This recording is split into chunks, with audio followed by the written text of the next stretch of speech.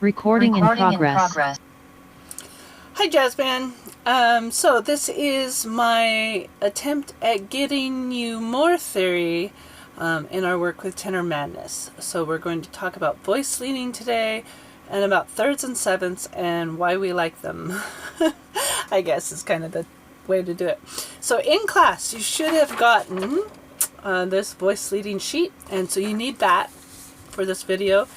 And you also should be at the point where you have transcribed the head to tenor madness in your key, and you're ready to go there. You know what the chord structure and everything is already of that. Also in class, you assured me that everybody in class knew what a chord was and what the root, the third, the fifth, and the sevenths were when we're talking about chords and how we figure out what they are.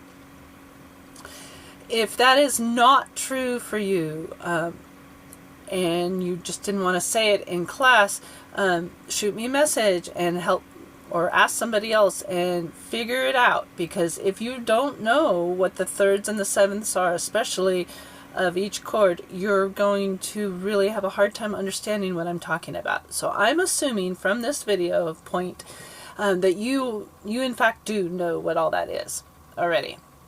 If you don't, let me help you. Okay. So you've transcribed the head, you can play it, and you know what the chord structure is already. Okay. Also, I need to tell you that handout I gave you is in concert pitch, so you will need to transpose it for your instrument if you haven't done that already. And it is also in treble clef. So bass clef people, you're going to need to change it into your clef. But that's okay. You're jazz musicians, you know how to do all of that already. Okay, so all of that being said, one question you might have is, why did we only care about the thirds and the sevenths in that chord, in the chord structures? I didn't write down for you the roots and the fifths. Why? That's a valid question. The answer, the easy answer, is because the roots and the fifths don't tell us enough information to make us care about them very much when we're thinking about solos or creating a melody. The thirds and the sevenths really are where it's at, and I think you can come to that same conclusion if you think about it for a little bit. So let's think about a C chord, all right, C major seventh or whatever chord you want to do that starts on C. The root is C. Everybody should have said C. But beyond giving us that information of what the name of the chord is, it doesn't really tell us anything else. It's just a C, the note C. It just sits there, right? In fact, its job is to be very stable and just sit there and not make us feel like we need to travel anywhere else. It just sits there. So it doesn't tell us major, minor. It doesn't tell us what the next chord will be. It just is a C. Okay. Likewise, the fifth is also really stable. It is a note that we use, especially bassists. We know that we go 1 5 1 5 1 5 1 5 all day long, but it doesn't. It also is supposed to be stable. It doesn't provide any motion. It doesn't provide any flavor of the chord. It doesn't give us the quality of the chord. Almost never, possibly one exception. But it just stays there. Whether it's major or minor, the fifth and the root are the same. So it doesn't give us enough clues to give us the flavor, or the music term for that is the quality of the chord.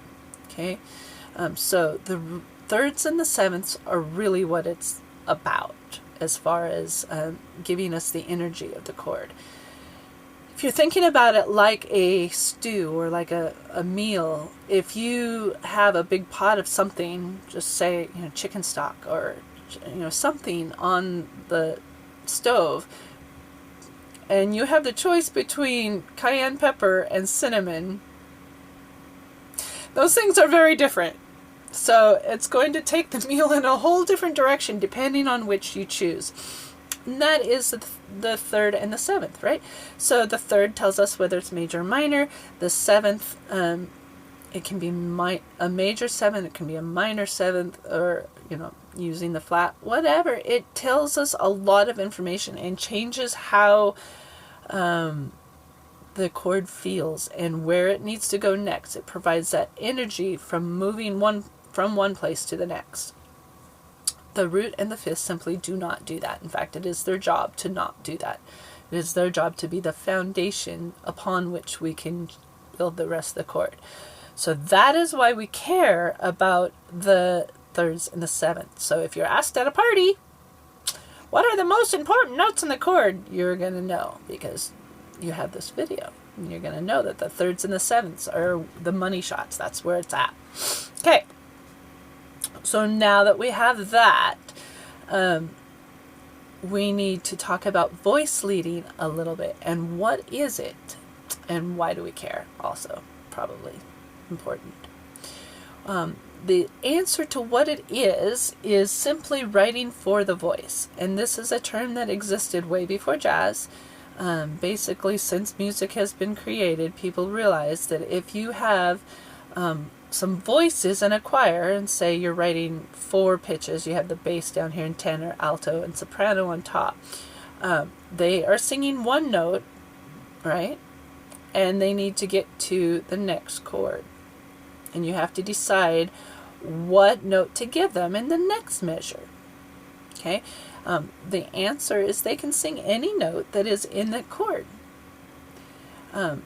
In practicality, some notes are much easier to get to than others. And that's called voice leading. So if you have a soprano player or soprano singer, vocalist that is singing that D in that B flat 7 chord, and you want to go to the E flat 7, you could give them an E flat, you could give them a B flat, you could give them an E flat, you could give them the D, whatever. But moving to the D flat is the closest solution to the problem. And if you give them that closest solution, they're going to smoothly go from one to the next. They're not going to have any problem going a half step apart. And you can travel on, and life is grand. Our rhythm section knows this already. If you watch someone play, if you watch the piano player play, and they're going from the B flat chord to an E flat chord, they're not, hopefully, jumping from here all the way down here to E flat. They're just moving a couple fingers not very far, and they, boom, have an E flat chord. How? It's called inverting. They change the order of the pitches around so that they can get from one to the next without having to move very far. And anybody that has ever played those instruments are grateful when they don't have to jump around, because it doesn't work out very well. Anytime you have to completely let go of your instrument and move to a new spot, it's scary. You don't know where you're going to land. It may be E flat, it might be D, it might be way off, and if you're trying to do that very quickly, it often doesn't work out really well. You have to be extremely talented. Vocalists also don't want to jump around fourths and fifths all over the place, because they're going to end up in a whole different pitch orientation, and it's going to be out of tune and awful, especially if you have an entire ensemble doing that. Makes no sense. They're not going to be very successful.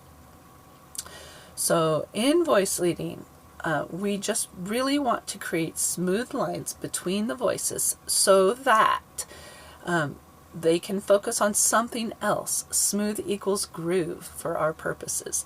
So if we are not really concerned about getting to the next note and just getting the note right, we can be concerned with things like timing and feel and inflection and rhythm. And then we can start to create something really exciting. Okay, so with all of that in mind, I'm going to hopefully this will work. I recorded myself playing that top line, okay, where it says B flat blues, and you have the B flat 7 chord, and the top note is D. I'm going to play with a backing track, alto, and hopefully you can hear how smooth this goes, right? And let's see how this works. I play through it twice.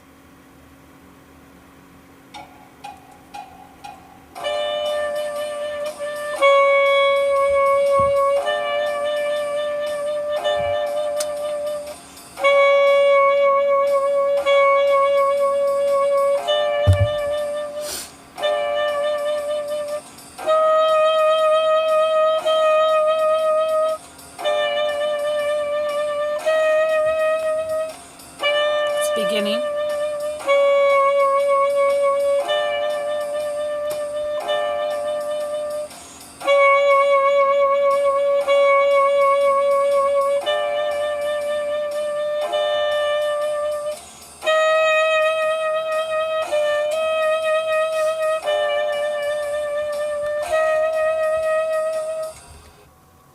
Okay.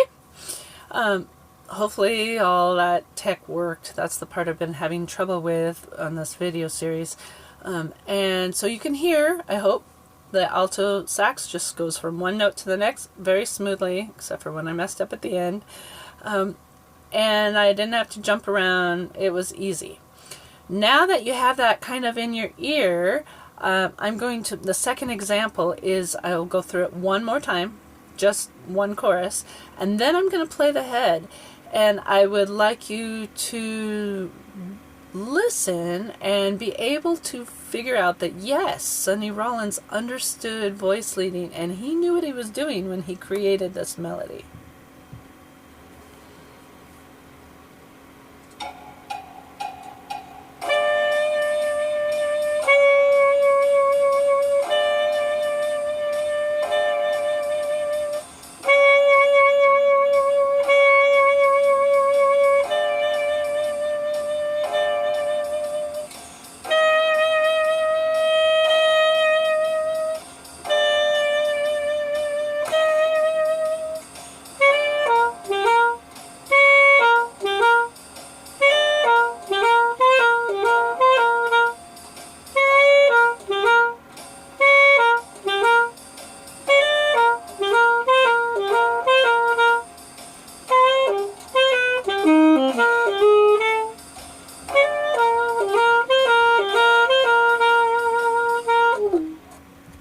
Okay? Now that you know what the voice leading should be, I bet that you were able to hear it in the melody that Rollins wrote, right? There's that half step, right? It's circled for you. The notes in question are circled for you on that bottom sheet. So it's just mind-boggling. All of a sudden it's like, oh, that's what he's doing. He absolutely understood voice leading. He took those basic skeleton of a melody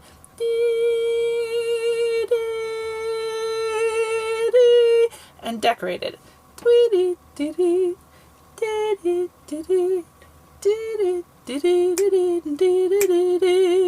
Right? It makes perfect sense from a voice leading standpoint. You can do that with all the other lines. You could take that A flat and move to the G, and you could create some melody on that as well. And that becomes the skeleton. It helps you stay rooted in the chord progression while you're making your melodies.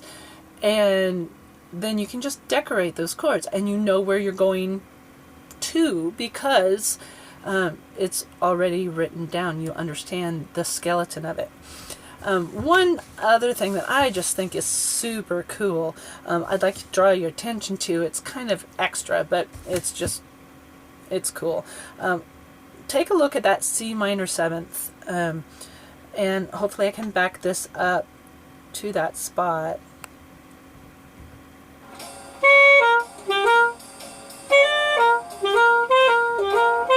Here it is.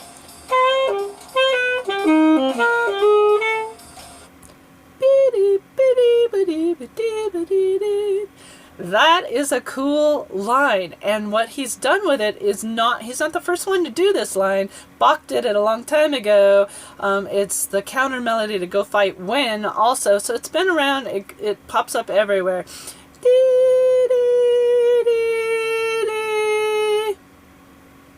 What? it. That's just a chromatic scale. Really?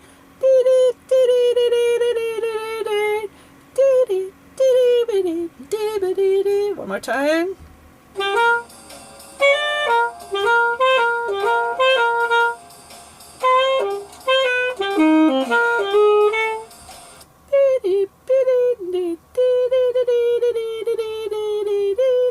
It's just cool. And now that you know that, you'll hear it all over the place, I hope.